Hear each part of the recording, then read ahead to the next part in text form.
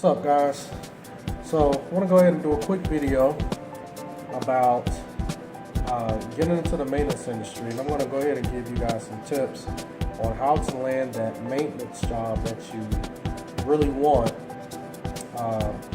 Whether you're a technician or a supervisor, but it's probably going to be geared towards more of the techs.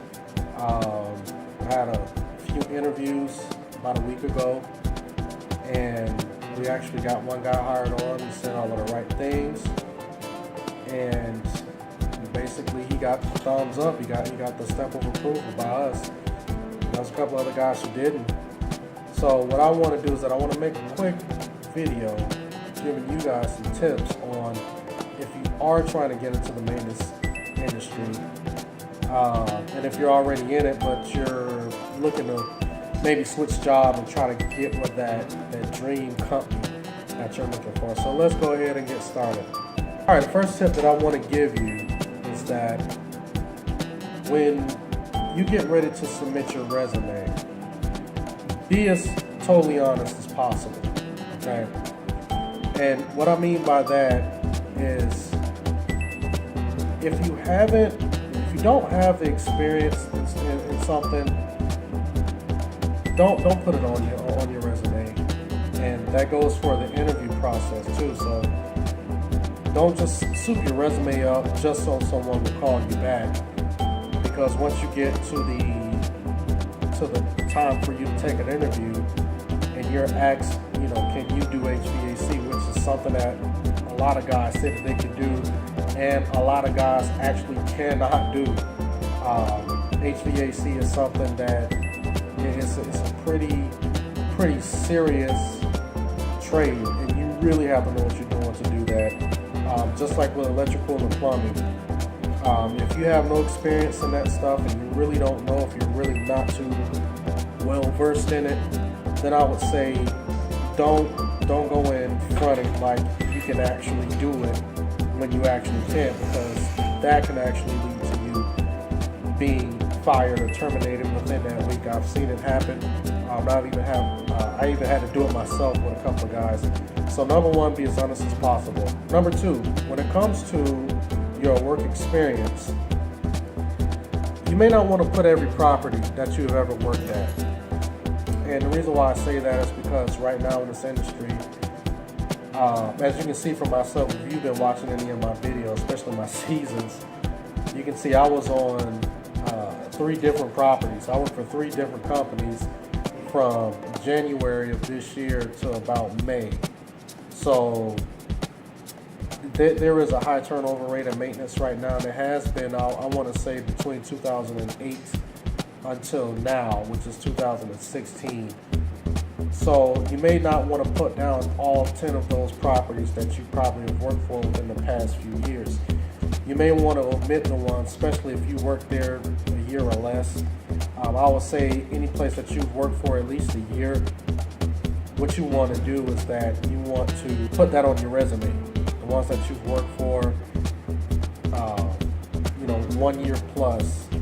And the longer the better. The properties that you've worked at the longest, you want to make sure that you definitely put those on there because it shows your experience.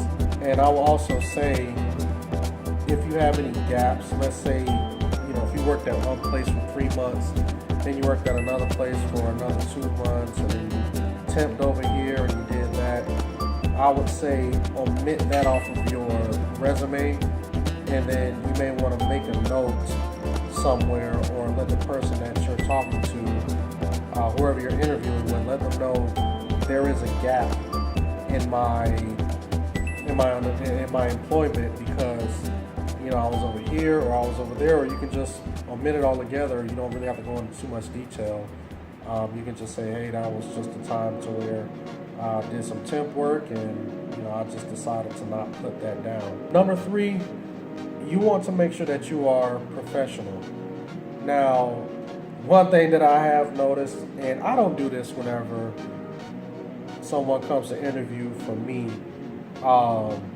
but I noticed that the more dressed up you are, the least likely you are to land a job in maintenance. For some reason, I don't know. I'm the type of guy that I'm a professional guy, So I've showed up to interviews wearing three-piece suits, and I've always gotten from these supervisors or whoever's interviewing me, they're like, wow, you're pretty clean, you're all dressed up, you look like that you're applying for a corporate position. And for some reason, it just seems like that I've been discriminated against whenever I've worn, a button up with a tie and slacks or a suit or something. It just seems like that maybe they think that I'm just too clean. I may not want to get dirty, which is not the case. I mean, I love getting dirty at work sometimes. Sometimes I love getting dirty, but I don't mind it. And I think some people have prejudice. But I would just say, most likely, if you show up in maybe, let's say a collar shirt, maybe some khakis, with some type of boots or something, if you look like that, you are ready to work. That actually kind of helps you land a job a lot faster. And I've kind of seen that with guys that I've hired. Most guys that I've hired or who come in for an interview, and if they got on work boots, even if they don't have a job, they come in with work boots and khakis and a shirt or something. I know that this person is ready to work. They're going to come and work. So a lot of other employers do that as well. So that's maybe one thing that you may want to take in consideration. But when it comes to your dress attire, make sure that if you got any offensive tattoos, don't come with earrings. I would just say, just make sure that don't come with your pants hanging down either. Don't come sagging, because you won't get a job. Most likely you won't. I don't think anyone's gonna hire you. You come in, you got your pants sagging and all of that. And I'll probably say number 3 would be, make sure that you are speaking clearly, that you're writing legibly. If you come in talking with a whole bunch of slang, depending on who you're interviewing with, they may say, they don't worry about that, because a lot of maintenance guys that I know, they use foul language and tell a lot of dirty jokes and all of that stuff. But you got some maintenance guys who don't. Like for me, for instance, I don't walk around telling a whole bunch of dirty jokes, using a lot of profanity and all of that. I used to, but I don't anymore. And when you get to some of these properties, people want to know that they're hiring someone professional. So if you come in and you're just using the latest street slang, and you're at a property, let's say like mine, to where you have a lot of people who are business professionals, who are people who own their own businesses, or they work for corporate America, your interviewer, someone like me, I'm going to pick up on that. And I'm going to kind of try to weigh out, would it be worth hiring a person who is speaking a lot of slang, and a person who is not carrying themselves in a professional manner, because of the people who actually live at the property. Now, if you're in the hood, that might be golden. People may say, well, yeah, you can speak like most of the people that's there in that area. And, that may get you the job. But if you're looking for a job where you're looking to have security, stability, and these are nice properties, to where these are A plus properties or AB properties, high B properties, you want to make sure that you are speaking clearly, you are attentive to everything that is being said to you. So to make sure that the clothes are in order. You just want to present yourself in a professional manner. I would say number 4, you always want to make sure that if you are going to go on an interview, make sure you're as early as possible. I've heard a saying, and I kind of use this saying now: early is on time is late. So make sure that you're early to the interview. Preferably, I usually get to my interviews about 30 minutes before the time for me to interview. And a lot of times, as soon as I get there, they're just like, well, I'm not going to wait that extra 30 minutes, just come on in. So now I got that 30 minutes plus that hour that they probably allotted for me to talk to them. So now I got an hour and 30 minutes to basically go into detail about myself and what I expect from a company. Number 5, ask as many questions as you want.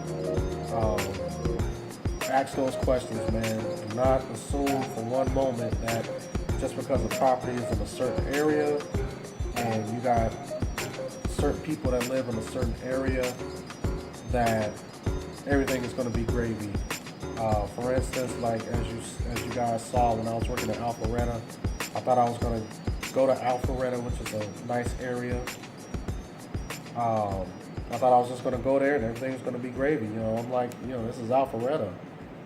How bad could it be? And it was actually one of the worst properties that I actually worked at. So always ask the question. Ask what your on-call is going to be like. Ask how many techs are there. One question that I always ask is, why are you looking to fill this position? What happened to the last guy? And how long was he here? A lot of guys don't ask that, and sometimes some employers are they're kind of, I wouldn't say they're thrown off, but they don't get asked that all the time. But if you're going to be a good fit for that company, you got to make sure that company is a good fit for you.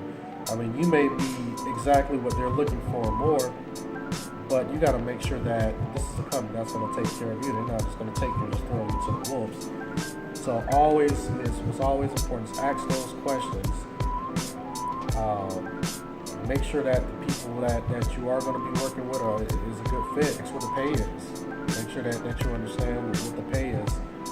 And I would say number 6, which leads me to my next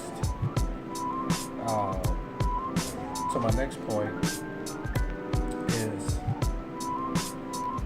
make sure that you're not just settling for any company just because you need a job.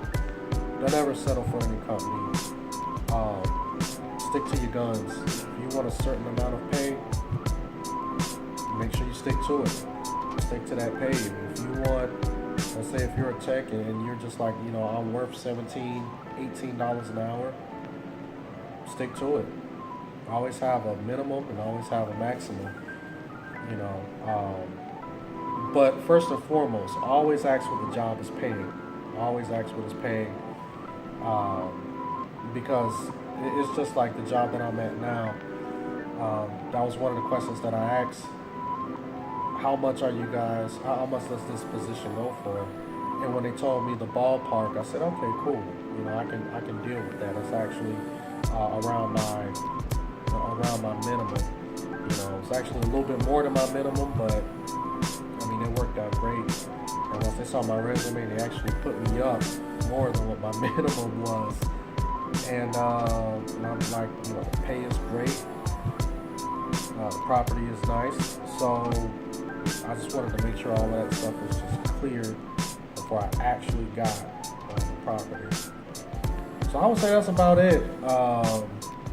Other than that, I would just say, when you guys go to any interview, use your own discretion. Fill out the company, fill out the property manager, fill out whoever you are, who you're interviewing with, even if it is the regional maintenance supervisor. Fill them out, ask some questions, tell a couple of jokes, not dirty jokes. Try to see if they have a sense of humor about something. When they ask you about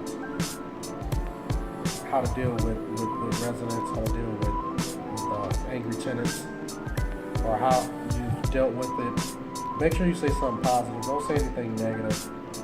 Because if you say, well, yeah, I kind of did do this, or kind of got into an argument with this one resident, omit that. Don't talk about it. Because your supervisor will probably understand, but the property manager may not, and the maintenance director may not. So, in some cases, even your maintenance supervisor may say, I don't agree someone's going to be a little bit more professional. So make sure that you try to stay as positive as possible. Make sure that you answer all the questions. Tell the truth as much as possible. And just make sure that you're presentable. All right, so as always, this is Alton, Man versus Maintenance. You guys have a blessed day.